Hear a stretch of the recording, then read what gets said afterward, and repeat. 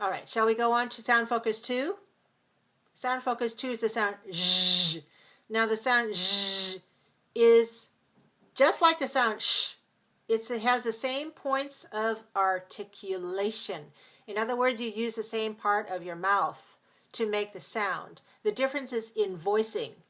So the sound sh is voiceless. The sound sh is voiceless. You do not vibrate your vocal cords when you say the sound sh.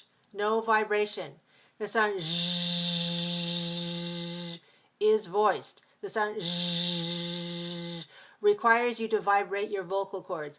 The sound sh vibrates the vocal cords all the way up into your whole head cavity. So when you go like this, put 2 hands over your head and you go zzz.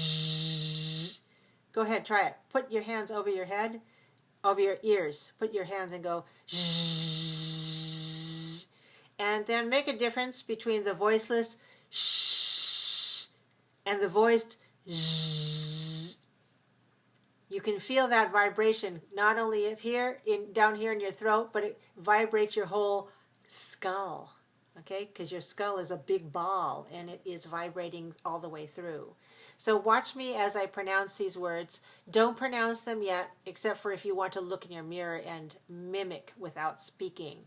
Measure, casual, usual, garage, rouge, leisure, Asia, Indonesia, Malaysia, decision, explosion, invasion.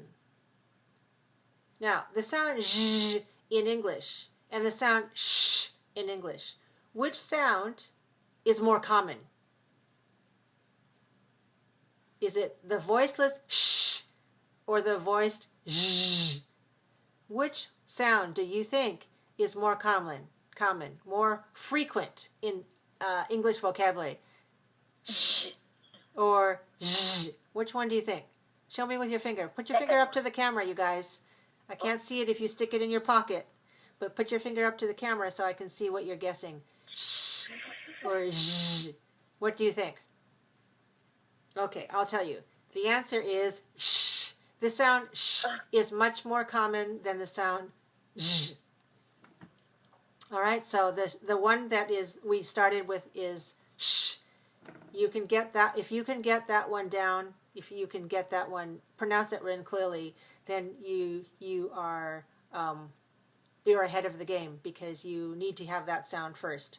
The zh sound, as I said, differs only in that it is voiced, but the parts of the articulation are exactly the same. Just make sure that you're vibrating your vocal cords. Now, let me have you repeat after me, and I'll come up really close. Can you see me? All right, here we go. Measure, measure, usual, usual, casual, casual, garage, garage, rouge, rouge, leisure, leisure, Asia, Asia, Indonesia, Indonesia, Malaysia, Malaysia, decision, decision, explosion, explosion, invasion, invasion. Got that? How did you do? Any questions? Any problems?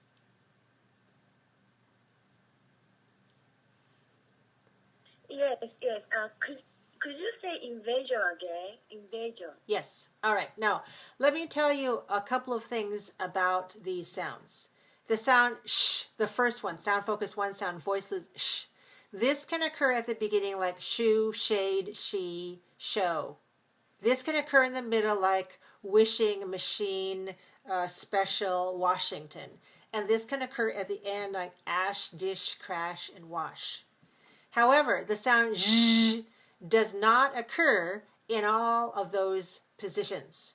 As I told you, the sound zh in English is much rarer than the sound sh in English. So we don't use the sound zh at the beginning of words in English. Do any of you speak French? None of you are from France, huh?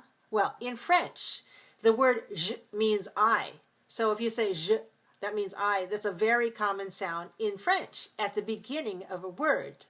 But in English, we don't use it at the beginning of any word except for some loan words. That is, words that we borrowed into the language from other languages. For example, G-E-N-R-E.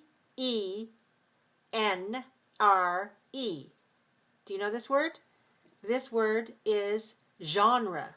And this word is a word that we borrowed from, we borrowed this word from French. So it is a French word. I'll write this on the screen here. G-E-N-R-E.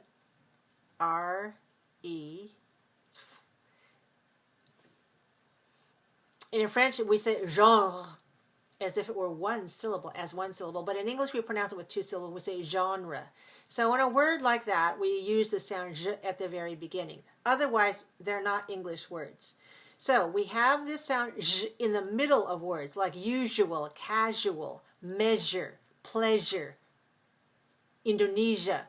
And every time you see S-I-O-N in a word, think about the sound, S-I-O-N. Do we ever say Sion? We don't say invasion, right? We say invasion. We don't say decision. We say decision. So here's another place where we say the sound jen. All right, so it's the beginning of that syllable, but it's in the middle of the word. Decision, right? Invasion, explosion. These are examples where the S-I-O-N ending has a jen sound. And we also have it in words like Asia and Malaysia and Indonesia. Now, it's also possible to say Malaysia and Indonesia. Some people say that.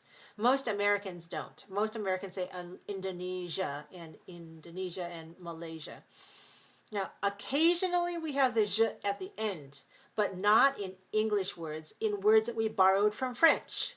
So the word garage has a j at the end, and the word rouge, like the red or pink powder that we use for makeup to put on our cheeks, that's called rouge. It actually means red in French. The word rouge is French for red, like this red stripe.